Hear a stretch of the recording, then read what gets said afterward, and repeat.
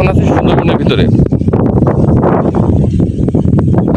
পৃথিবীর সর্ববৃহৎ ম্যানগ্রোভ অঞ্চল বা ম্যানগ্রোভ বন, সেটা হচ্ছে সুন্দরবন। অনেক বড় এরিয়া, প্রায় 10,000 বর্গ কিলোমিটার নিয়ে সুন্দরবন। তার মধ্যে বাংলাদেশের অংশে পড়ছে হচ্ছে 6,500 বর্গ কিলোমিটার, আর ইন্ডিয়ার ভিতরে পড়ছে 400 বা 350 কিলোমিটার মতো, বর্গ কিলোমিটার মতো ইন্ডিয়ার ভিতরে পড়ছে। মানে অর্ধেকের বেশি বাংলাদেশের ভিতরে, বাকিটুকু হচ্ছে ইন্ডিয়ার ভিতরে পড়ছে। আর সুন্দরবনের এটা মানে যেটা বলে, এটা আশ্চর্যজনক একটা অঞ্চল। তার কারণে দেখেন এখন কিন্তু পূর্ণ জোয়ারের ভিতরে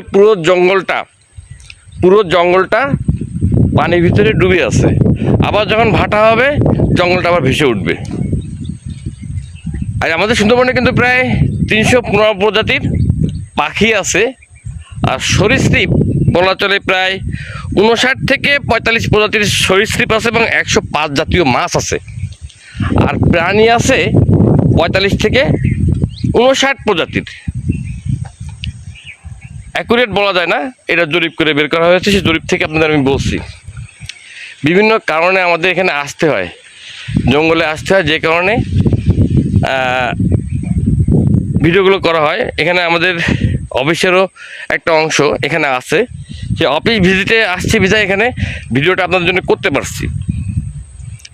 এই দেখেন পুরোটা কিন্তু সুন্দরবন। হ্যাঁ, খাল, এই যে খালটা দেখছেন, এই যে খাল, ওপারে পুরো সুন্দরবনের অঞ্চল। বাঘ মাঝে মাঝে পার হয়ে এপারে চলে আসে। আর এই পারে দেখেন, এই পাশে আছে হচ্ছে লোকালয়। এই যে পরে এই যে ছাগলগুলো দেখছেন না, ওপার থেকে বাঘ এসে সব ছাগল কুকুর ধরে নিয়ে, এখান থেকে ধরে নিয়ে আবার এই খালটা এই যে খালটা দেখছেন, এই খালটা পার হয়ে ওপারে চলে যায়। এর ভিতর থেকে মানুষ বসবাস করে এত রিস্ক নিয়ে।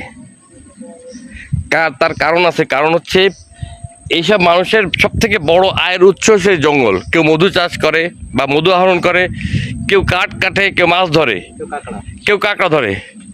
এই সুন্দরবনে তাদের জীবিকার একমাত্র উৎস, যে কারণে তাদের বাধ্য হয়ে এই জঙ্গলের পাশে, এই সুন্দরবনের পাশে বসবাস করতে হয়। এই দেখেন ওড়া ফল, এগুলো সুন্দরবনের একটা ফল, ওড়া ফল। আর ও পাশে দেখা যাচ্ছে প্রচুর কেওড়া গাছ। হ্যাঁ, ওড়া ফলের মধু কিন্তু খুব নাম করা। এই পাশে ফুলও আছে, তাই ওই দেখেন ফুল ফুটছে। এ হচ্ছে সুন্দরবনের ওড়া ফল। আর এই যে দেখছেন, এ হচ্ছে গোল গাছ বা গোল পাতার গাছ। এই হচ্ছে শুকনো, দেখেন ওই গোল পাতাগুলো এখানে এসে শুকানো হচ্ছে ঘরে ছাউনি দেওয়ার জন্য। আর এই পাশে লোকালয়, এই পাশে সুন্দরবন। আজ ভিডিও এই পর্যন্তই। ভালো থাকেন সবাই, আল্লাহ হাফেজ।